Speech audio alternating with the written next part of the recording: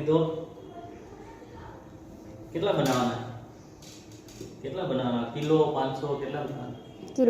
Kilo એક બનાવવાનો. હા, તો કિલો એક ચણાનો લોટ લઈ લેવાનો, બરાબર. પછી એને ચારી લેવાનો પહેલા તો. પછી એમાં હે ને આપણે મેથી નાખશું, સ્વાદ પૂરતી મેથી નાખવાની, બરાબર. ભારતીબેને મેથી ધોઈ નાખી છે, આપણે મેથી લઈ લીધી. હવે કોથમીર નાખશું, સ્વાદ પૂરતી કોથમીર નાખી દીધી. પછી આ મરચાંની ક્રશ કરેલી છે એ નાખી દેવાનું.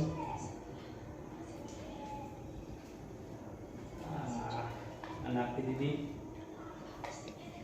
હવે આ સોનું એ લસણ મોયલું છે એ આપણે લસણ નાખી દઈએ બધું, બરાબર. તો આને મિક્સ કરી લઈએ બધું. આ બધું શીખી લેવું કે લગ્ન પછી વાંધો ન આવે.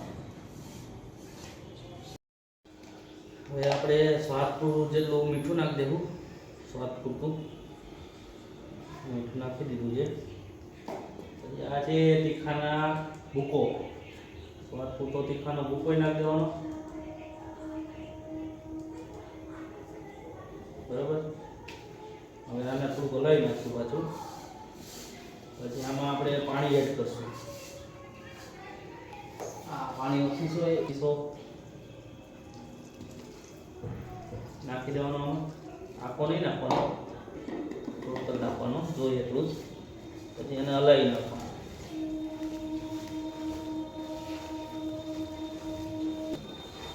હા, આને બહુ હલાવાય નહીં તો પછી ચીકણું થઈ જાય.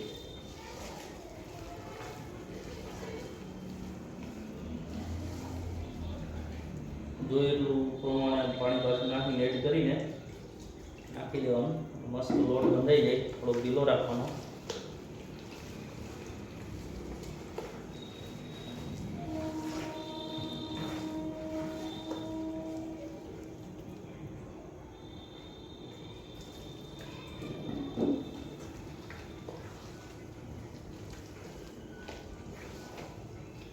હવે આપણો લોટ તૈયાર થઈ ગયો છે.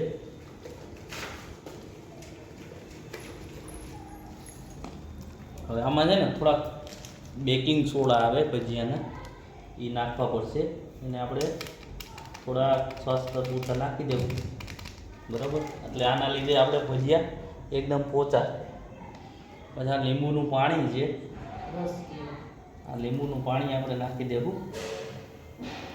એટલે સોડા જો કેવા થયા, ખુલી ગયા. હવે આને બાજુ આપણે હલાવી નાખીએ. આ ભજીયાનો લોટ તૈયાર થઈ ગયો છે, જે મેથીના ગોટા છે.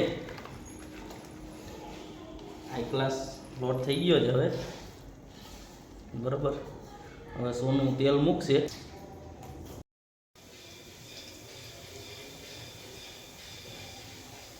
આ રીતે ભજીયા મૂકી દેવાના, તેલ આવી જાય એટલે.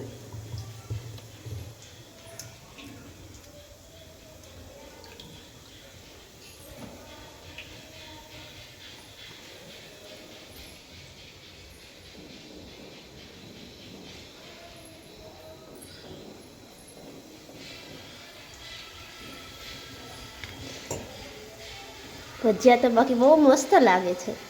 મસ્ત જ હોય ને ભજીયા. બનાવે છે કોણ? રાકેશ.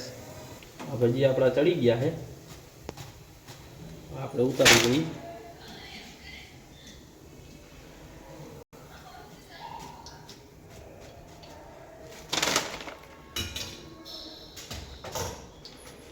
જો આ ભજીયા કેટલા મસ્ત પોચા ને એકદમ મસ્ત પાકી ગયા છે. જો આ ગરમા ગરમ જોતા તો બહુ મસ્ત લાગે છે. હવે ટેસ્ટ કરી કેવોક હોય.